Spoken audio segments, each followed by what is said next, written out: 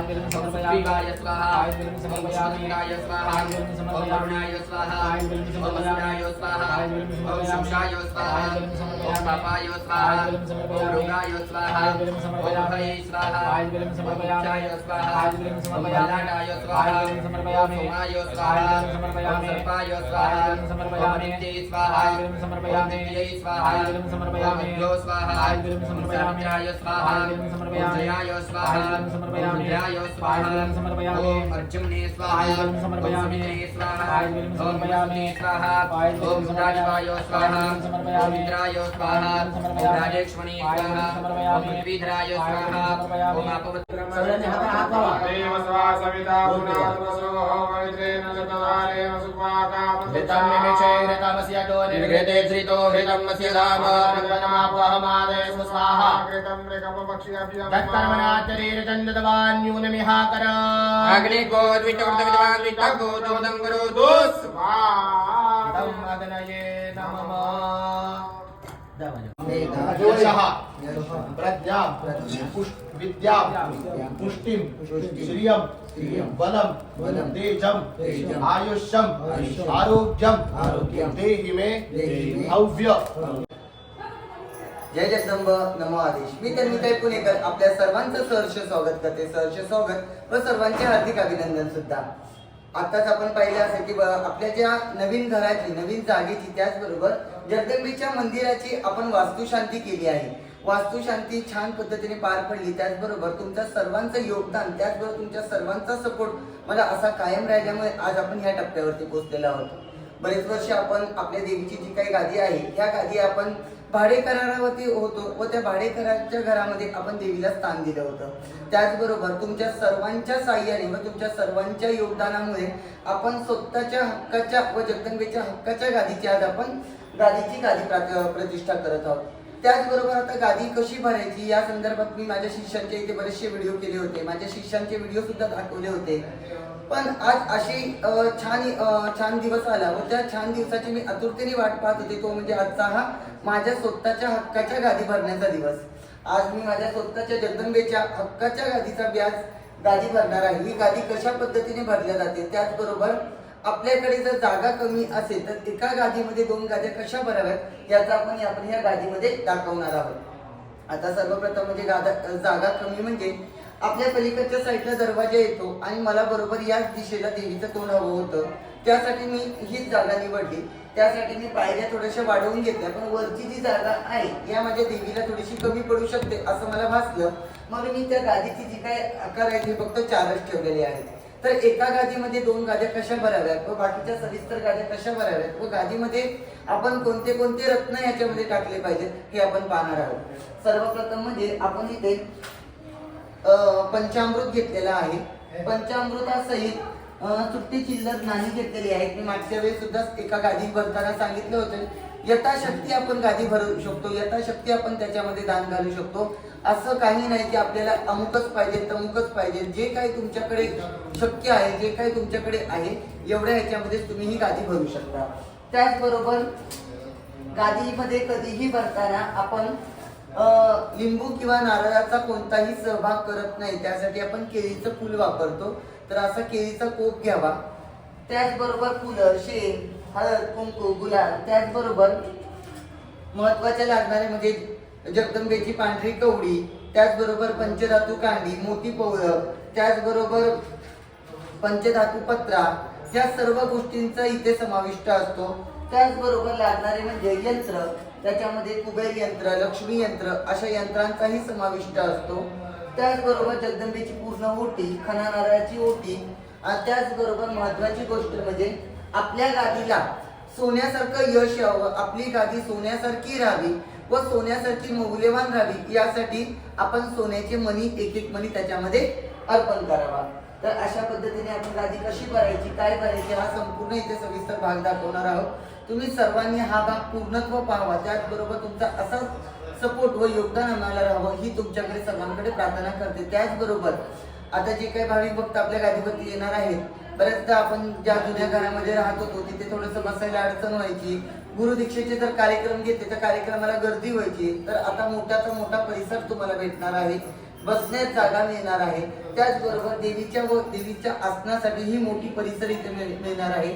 आता गादी कशी भरायची ते आपण पहा. त्याचबरोबर सर्वांनी लाईक करा, सबस्क्राईब करा व माझ्या चॅनलची घंटाही वाजवा, म्हणजे माझे नवनवीन व्हिडिओ तुमच्यापर्यंत लवकर पोहोचतील. आता गादी कशी भरायची चला पाहूया मग. आई राजा उदे उदे सदानंदीचा उदे उदे बोल भवानी माता की जय. अशा पद्धतीने आपण हळद कुंकू अगोदर टाकून घ्यावं, गुलाब पाणी गोमूत्र शिंपडून घ्यावं. त्यानंतर आपल्याला आता गाईचं जे काही शेण आपण आणलेलं आहे त्या शेणाने पहिले खाली गिलावा करून घ्यावा. अशा पद्धतीने थोडं शेण टाकून पाणी टाकून हे पूर्णपणे खाली बाजू जी काय आहे ही पूर्णपणे आपल्याला सारवून घ्यायची आहे. तर अशा पद्धतीने आपण आता ही सारून घेत आहोत. जगदंबेच्या गादीला गाईचं शेण टाकल्याने गादी पवित्र राहते, शुद्ध राहते. गाईचं शेण आपण पवित्र मानतो. आपली जी काही परडी आहे ही परडी सारवण्याकरिता सुद्धा आपण गाईच्या शेणाचा वापर करत असतो. तर अशा पद्धतीने आपण ही गाईचं शेण टाकून खालील बाजू शुद्ध करून घेत आहोत. प्रत्येक भागामध्ये गाईचं शेण टाकून खालील बाजू आपण शुद्ध करून घ्यायची आहे. तुम्ही गादी भरताना श्रीसुक्त पठण केलं तर अतिउत्तम होतं. श्रीसुक्तामुळे जे काही दोष असतील ते निघून जातात व भगवंताची जी काही सेवा आहे ही पूर्णत्व प्राप्त होते आपल्याला. अशा पद्धतीने आपण गाईचं शेण टाकून खालील बाजूस पूर्ण शुद्ध करून घ्यावी. गाईचं शेण अति पवित्र मानण्यात येतं.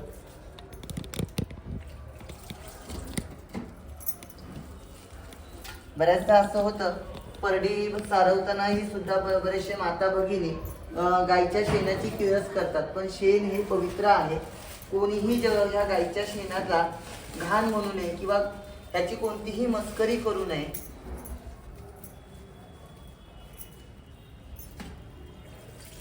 आता आपण हे पूर्णत्व सारवून घेत आहोत.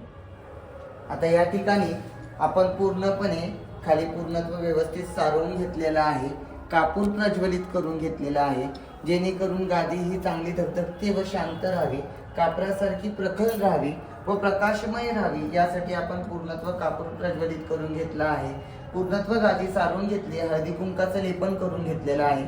अशा पद्धतीने आता पुढे ह्याच्यामध्ये जे जे काही रत्न घालायचे आहेत ते कशा पद्धतीने आपण घालतो ते आता पहा. चला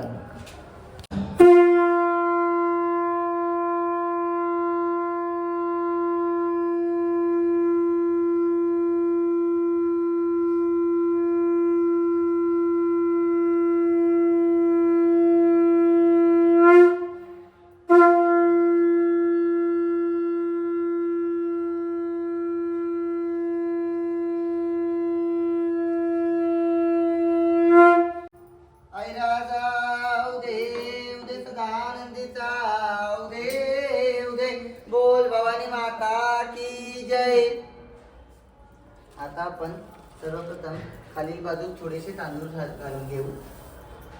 जे काही आपण आता सामग्री घेतली होती पंचधातू कांडी, मोती पवळं, हे सर्व सामान घेते वेळी सर्वप्रथम आधी जे काही आपण यंत्र आणलेले आहेत हे यंत्र गाडीच्या एका कोपऱ्याला पूर्णत्व अशी उभी करून घ्यावे.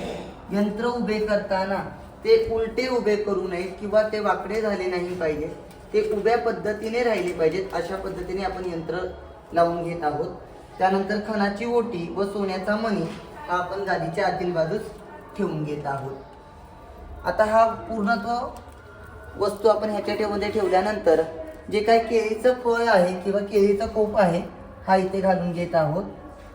त्यानंतर आपण जे काही पंचधातू कांडी, मोती पवळं, ह्या सविस्तर गोष्टी ज्या काही आपण इथे आणलेल्या आहेत या इथे आतमध्ये घालून घेत आहोत. हे अशा पद्धतीने पूर्णत्व आतमध्ये ठेवून झाल्यानंतर थोडीफार चिल्लर घ्यावी. जी काही यथाशक्ती चिल्लर तुम्ही घालताल ती चिल्लर याच्यामध्ये टाकावी. दक्षिणा असणे खूप गरजेची आहे. दक्षिणा टाकून झाल्यानंतर पुन्हा एकदा 2 अक्षता त्याच्यामध्ये होऊन घ्याव्यात. त्यानंतर हार घ्यावा. हा हार व्यवस्थित पद्धतीने गादीमध्ये भरून घ्यावा. आता ह्या साईडला आपण दुसरी ही गादी कशी भरणार आहोत चला पाहू. आता आपण या ठिकाणी 2 गाद्यांच्या 2 मोठ्या भरून घेतल्या आहेत, 2 केळीची खोपं भरून घेतलेली आहेत। या जागी आपण तुळजाभवानी व त्याचबरोबर आपली कोल्हापूरची महालक्ष्मी याची दोघांची प्राणप्रतिष्ठा त्याचबरोबर दोघांची स्थापना ह्या एकत्र जागी करत आहोत।